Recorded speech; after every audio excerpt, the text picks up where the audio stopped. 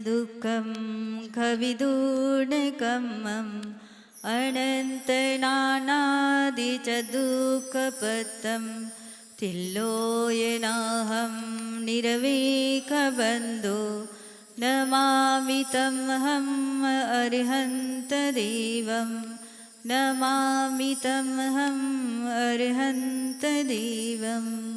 जय बोलो आदिनाथ भगवान की, जय लो नेमिनाथ भगवान की, जय लो चिंतामणि पार्श्वनाथ भगवान की, जय लो महावीर भगवान की, जय लो परम पूज्य आचार्य आदि सागर जी महाराज की, जय बोलो परम पूज्य आचार्य महावीर कीर्ति जी महाराज की, जय बोलो परम पूज्य तपस्वी सम्राट सन्मति सागर जी महाराज की।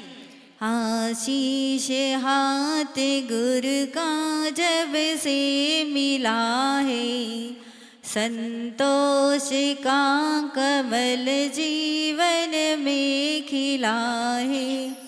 निराधाम ही मिल रही हमको सुवस्तु, मैं बारे बारे करती गुरु को नमस्तु, मैं बारे बारे करती गुरु को नमस्तु।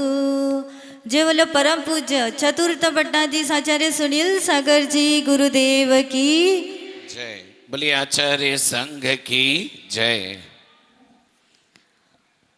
एक बार की बात है कि एक नगर में एक साधु आए और लोगों ने कहा कि साधु जी भोजन कर लीजिए, आप बहुत दूर से आए हैं, बहुत थके हुए हैं, तो आप सबसे पहले भोजन कर लीजिए।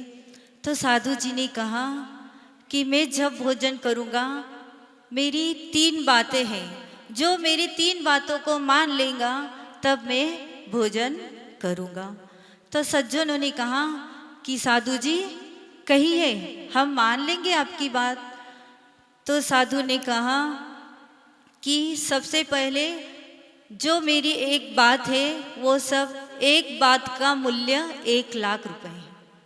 तो ऐसे 3 बातों का कितना हुआ? 3 लाख हुआ। तो सज्जनों ने कहा कि साधु जी ऐसे तो हमारे नगर में बहुत साधु आ चुके हैं और सब मुफ्त में बात कह देते हैं, और आज आप 3 लाख की बात कर रहे हैं। तो साधु ने कुछ नहीं कहा। ऐसे ही दिन बीतते गए और साधु का भोजन नहीं हुआ। 3-4 दिन बीत गए तभी साधु का भोजन नहीं हो पाया। तो तब वहाँ के राजा को यह बात पता चली कि हमारे नगर में साधु आए हैं और वह भूखे हैं, अभी तक उनका भोजन नहीं हुआ है।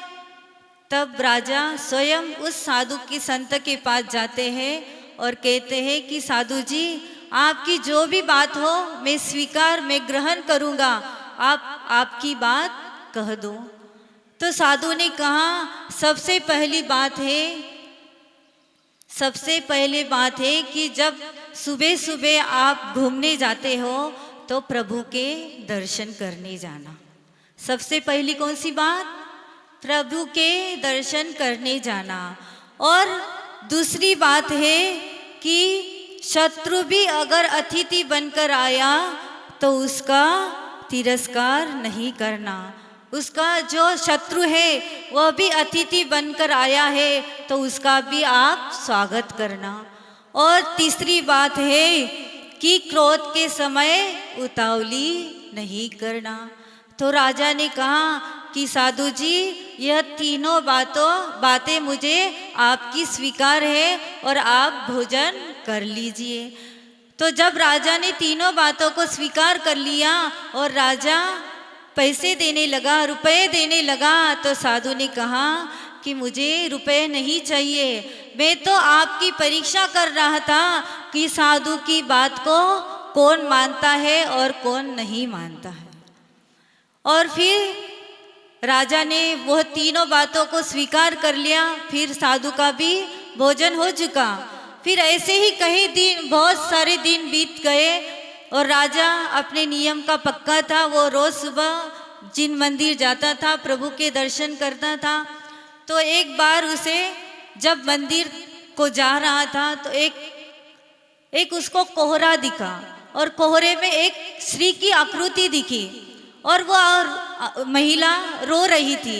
तो राजा ने कहा कि तुम कौन हो और रो क्यों रही हो? तो उस महिला ने कहा कि मैं एक भवितव्यता हूँ और इस नगर का जो राजा है वो बहुत न्यायप्रिय है और बहुत दयालु है, पर किंतु 3 दिन के बाद इस लाल पहाड़ी से एक सर्प निकलेगा और राजा को काट खाएगा और उसके वजह से उसकी मरण हो जाएगा। तो राजा ने कहा ठीक है, और इससे बचने का कोई उपाय तो होगा?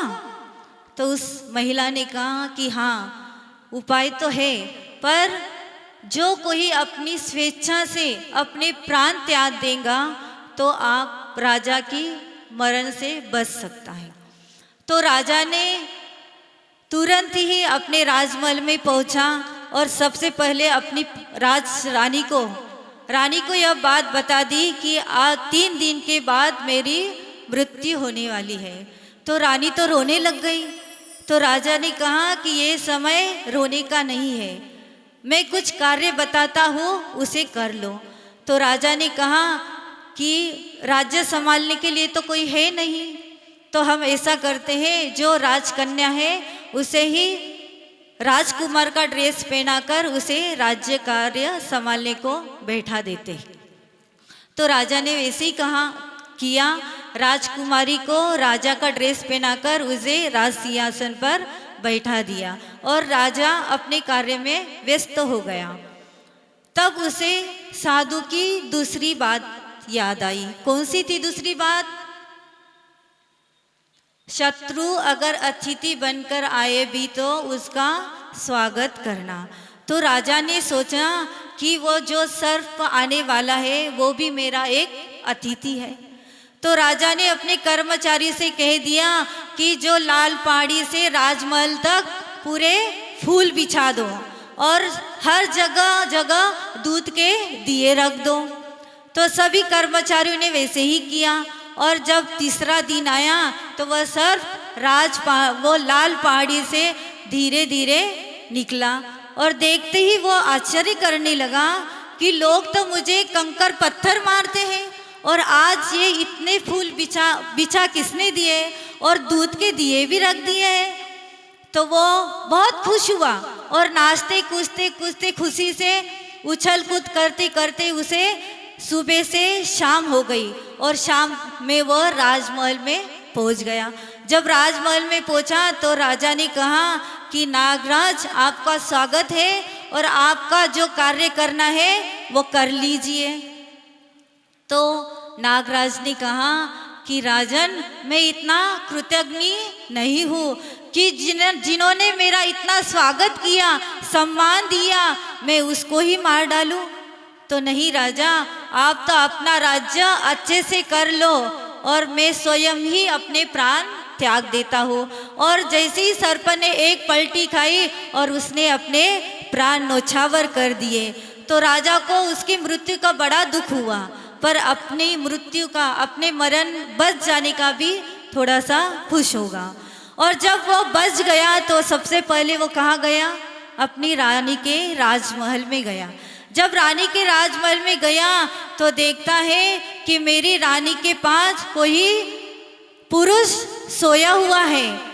तो जैसे ही उसे बोले कि रानी के महल में कोई पर पुरुष जा नहीं सकता है और आज यह व्यक्ति कैसे चला गया, जैसे ही उसे क्रोध आया और क्रोध के समय उसने तलवार निकाली उसको मारने के लिए, और उसी समय साधु की तीसरी बात याद आई। कौन सी थी तीसरी बात?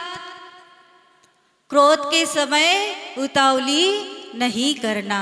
और उसी समय रानी की नींद खुल गई और रानी की नींद खुलते ही राजा ने देखा कि ये तो कोई पुरुष नहीं है, ये तो मेरी ही कन्या है जिन्हें मैंने ही राजकन्या को राजा का ड्रेस पहनाकर बैठाया था और उस समय उसकी मृत्यु भी बच गई।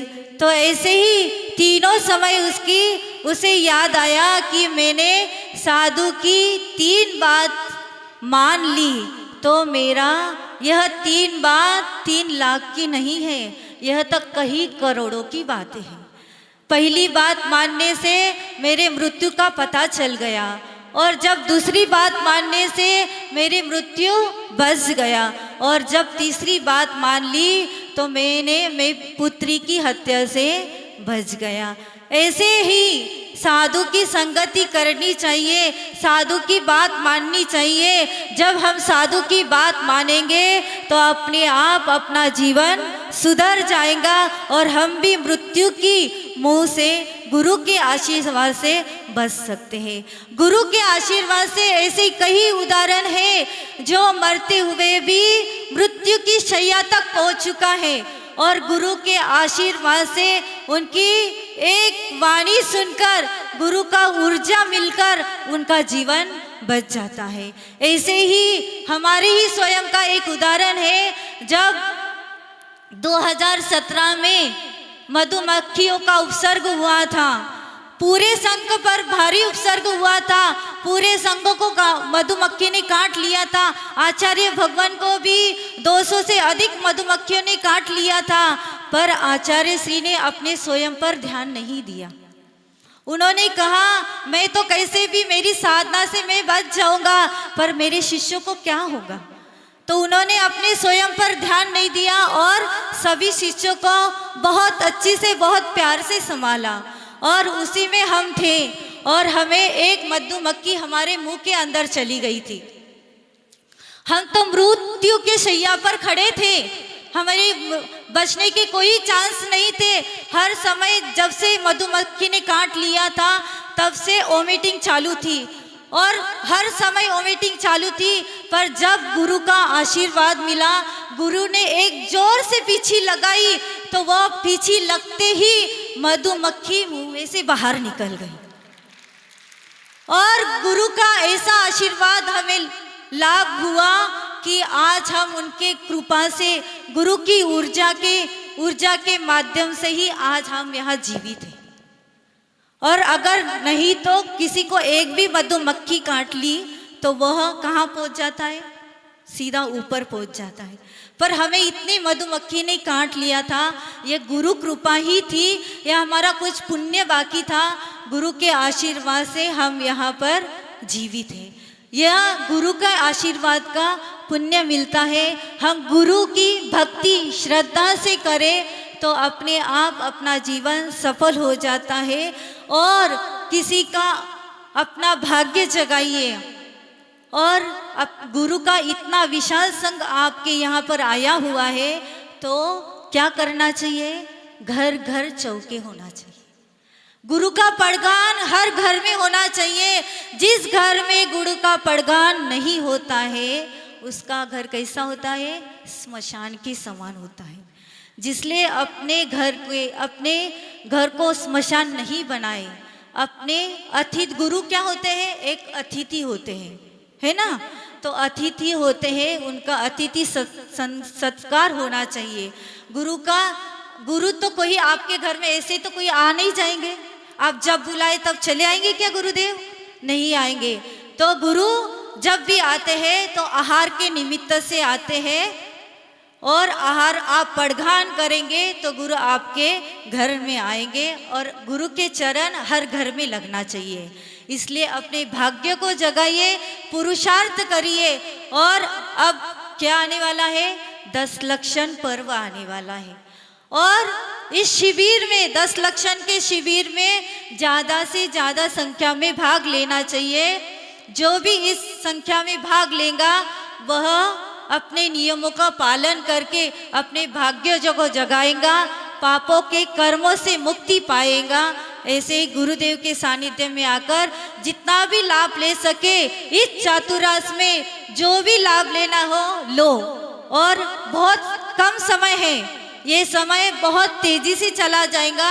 और फिर आप क्या करेंगे, हाथ मलते चले जाओगे कि हमने गुरुदेव हमारे यहाँ 4 महीने रहे पर हम कोई लाभ नहीं लिए, अपने भाग्य को जनाए और पुरुषार्थ करके गुरुदेव का सानिध्य मिला है, अपना लाभ लीजिए।